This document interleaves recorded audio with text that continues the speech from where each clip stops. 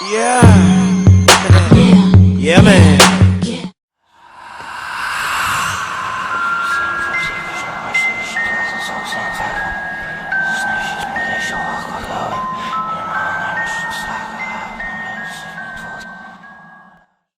Hello monsters, thanks for stopping by.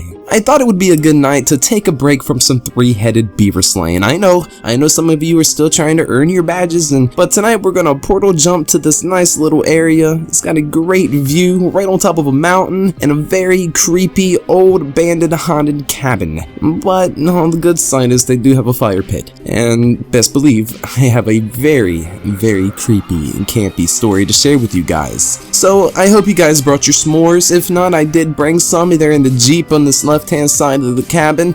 Tonight's story is about two friends who decide to go out to a cabin to do some vacationing. Maybe a little exploring in the woods, but one of the friends is kinda iffy about this whole situation. So I guess we'll see what happens. The story tonight is written by Fearagen. So big shouts out to him, and thanks. And let's also give a big shout out to Pierce Animation for the really cool animation of me. Yeah man, let's be sure not to let this fire get out of hand, and let's ignore the wrestling in the bush over there. And without further ado, let the story begin. Crystalwood Cabin, written by Fearagen.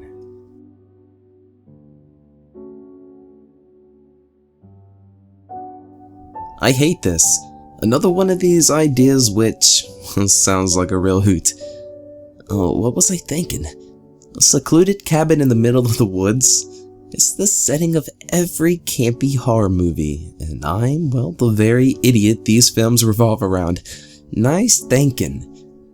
Still, it was Mark's dream vacation ever since I've known him, and he wasn't the kind of fella who'd ask for a lot. Besides, I felt I owed him after getting him in trouble with his landlord, almost leaving him homeless in the end.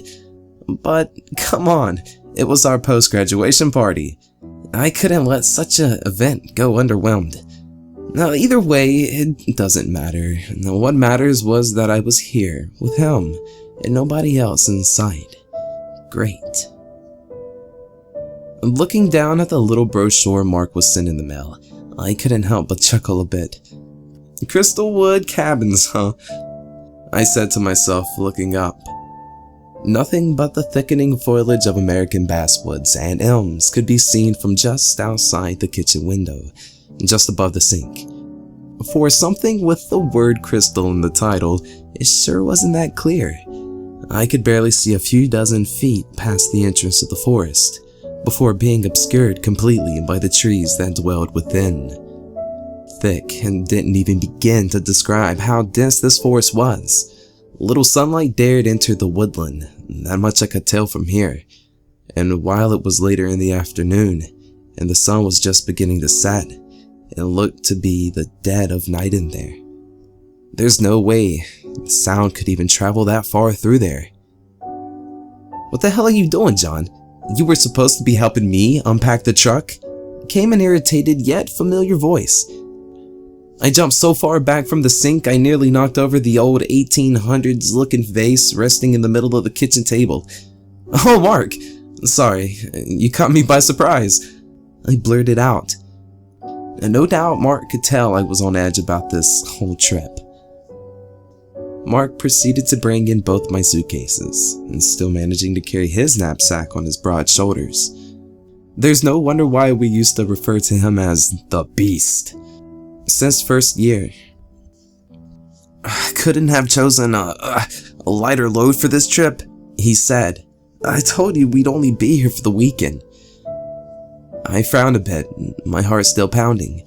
And usually I wasn't so taxing, but I was always prone to anxiety whenever I tried something new. I wanted to be prepared for anything. Besides, exploration wasn't exactly my kind of thing. I've seen so many movies where a group of college graduates go out to explore the unpopulated regions of the woods, only to realize that it wasn't quite what it was chalked up to be. And cliched or not, these things do happen, and I wasn't prepared to be the victim of such horrific acts.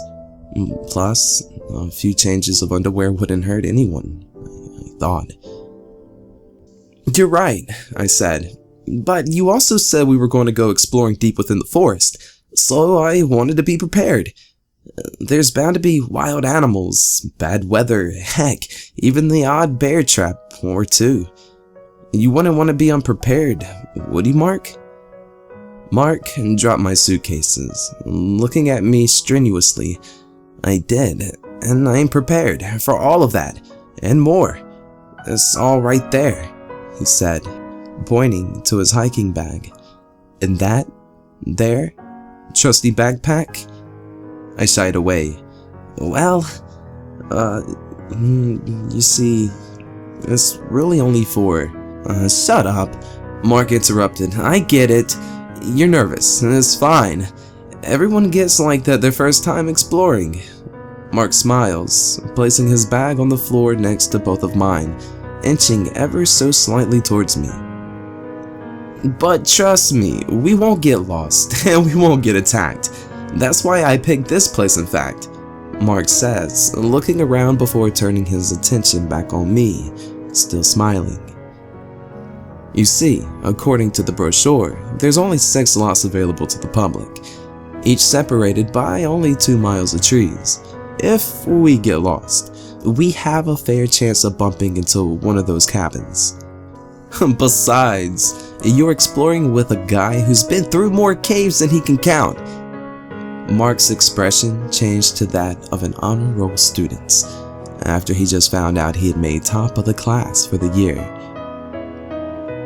You can barely count to 10, Mark, I said, unamused and no more reassured than before. Hey, I made it through grade 12 math, he replied defensively. I don't know, Mark. I'm just still iffy about this place. Something just doesn't seem right, I replied. Maybe if you lay off the horror movies every now and then, Mark responds. Mark, I say, slightly annoyed. I've told him many times over, horror movies do not scare me. If anything, they make me more resourceful, more aware. Alright, I'll tell you what, he continues. You unpack the suitcases you so rudely left for me to bring in. I'll go take a look around the woods. Wait, already? I asked, quite surprised at his rush. Wasn't it the plan to take it easy today and keep the exploration for tomorrow? I couldn't help but feel my heartbeat increase after hearing Mark's plan to begin the endeavor today. The last thing I wanted was a missing person the first day we arrived. We are, he said, but rule number 1 of exploring, be familiar with your surroundings. I feel it's best if I go out now and get acquainted with them before we venture off tomorrow. As unsure as I was about the plan Mark had just laid out in front of me, I had no choice but to accept it, as he was the only one with all the experience. Well, alright, I said uneasily. Just be sure not to alert any strangers now, I added as a joke. Mark shook his head in silence. Reaching into his pocket, he pulled out the keys to his truck, before throwing them on the kitchen table next to me. In case you need to escape. He finished, showing that cocky smile of his once more. He then walks out of the door and into the heavy wall of trees surrounding us. I took a deep breath. He really had a way of getting to me. How was it that I got stuck into this trip again? It couldn't have just been because we're best friends. Because believe me I wouldn't have signed up for this shit if this was how he would behave. I needed to do something, anything, to get my mind away from what my inner demons can think up next. At least it's a good reason to do the unpacking, I thought to myself. I usually hated unpacking, probably more than packing, but if it will keep my thoughts at bay, I'm all in. After about a solid 20 minutes, when the last of Mark's clothes had been put away in the second bedroom's closet, I received a text. It was Mark. Hey, dude, you won't believe what I just found. It's a shed with a bunch of old, rusty farm tools and such. It must have been around since the 1900s when the cabins were made. Dude, this is so cool. It will definitely be something to explore when we go out tomorrow. I'm pretty sure there's plenty more on this path. Anyways, I'll be coming back now. An old shack. Great. I wonder what I'll get into next. An old home? Maybe some abandoned graveyard? Oh, that would be just great. I figured now would be the best of times to take a nice, long, warm shower to help ease my troubles. Something about water always managed to calm my nerves. Letting the water wash the stress away, I didn't let any second go to waste. And after what must have been 15 minutes, I stepped out. Drying myself off, stepping into clean clothes, and applying a fresh coat of body spray. I felt as good as new, and to my surprise, stress-free. That was, however, until I picked up my phone that I left on the kitchen table. Turning it on, I was in shock to see 5 notifications, all of which were from my best friend Mark. Dude, I know I said I was coming back, but I just have to look a little more into this. This is so cool. Okay, this place is giving me the creeps. I'm out. LOL. Did you come in after me? I swear I just heard someone walking around the cabin. Seriously, dude. If this is you, you better fucking stop. I get it. There can be crazy people in the woods, but please, just stop.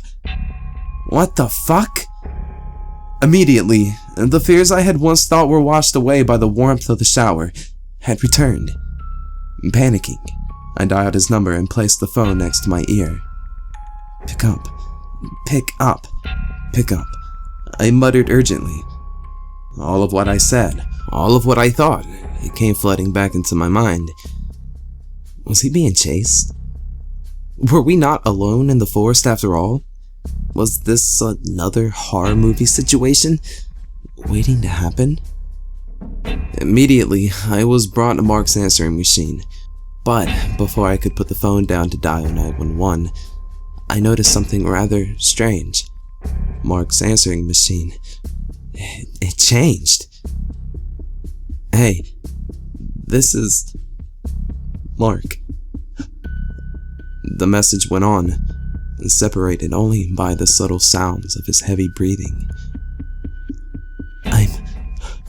I'm currently on vacation at the Crystalwood Cabin in North Carolina. If you need me. There was a long pause. So long I almost thought that was the end of the message. Before he finished. Come find me. I dropped the phone on the table, placing both my hands on my head. This can't be happening, I thought. This all seemed very strange to me, but being the movie kind of guy I was, this usually ended up in one thing. Death. I was reassured upon receiving the 6th notification from Mark. I'm back. I can see you through the window. Haha. Placing the phone back on the table, I slowly turned to face the very window I peered through no more than an hour ago. Sure enough, I could see someone. Mark? They were standing right by the edge of the tree line. The sun, at this point, had set a reasonable amount behind the leaves of the trees. I couldn't make out much, but I could make out enough. This person, who was not Mark, was entirely naked apart from the boxers he wore. The face, while I couldn't make out any details, did resemble that of Mark's, but the body was far from his.